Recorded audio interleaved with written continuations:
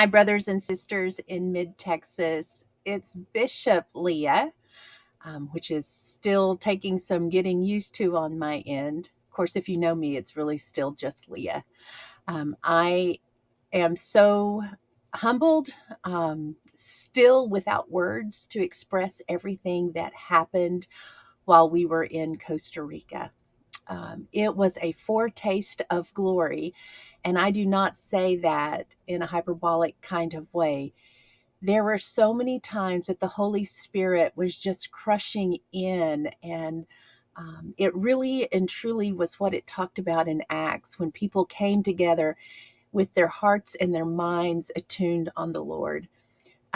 I think I've heard people talk about experiences like this, and I have had powerful experiences in the Lord before, but our gathering as a general conference in Costa Rica was absolutely incredible.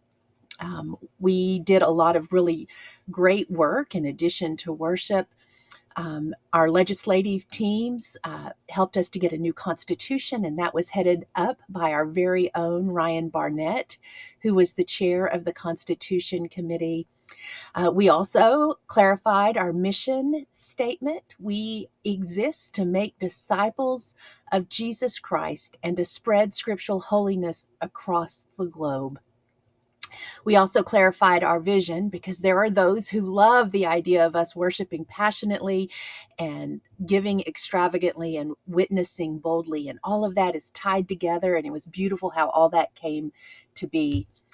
You can read more about that in today's newsletter.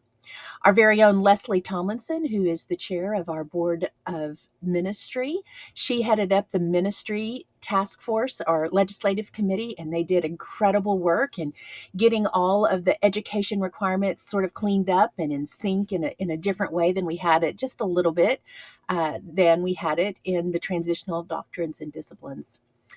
Our delegation, man, were they troopers. These were long days. They went and they experienced God's grace. They worked hard in their teams. They came back. We laughed so hard. We had the very, very best time. I am thankful for each person, each volunteer that went. Those of you here at home who just prayed for us daily, we felt those prayers and we are so grateful. I hope you had an opportunity to watch some. As you might know, I was elected as a bishop, a part-time bishop in the Global Methodist Church, and I will take office November 1st. In this moment, I do not know where I have been assigned. I do not know what this completely looks like. But the good news is, since joining the GMC and being a part of forming this, I've kind of become used to living with a lot of ambiguity. So in the next few weeks, a whole lot of this will be more clear. I will tell you, I'm looking forward to continuing to serve in the role of your conference superintendent and as a part-time bishop in the Global Methodist Church. In this week's newsletter, you can see all the amazing things we have that are coming up. We've got a Wall Shakers retreat, which is an opportunity for every prayer warrior and those interested in learning more about prayer to go and to participate. It's in Oklahoma. It's a weekend event, and so I encourage you to look that up.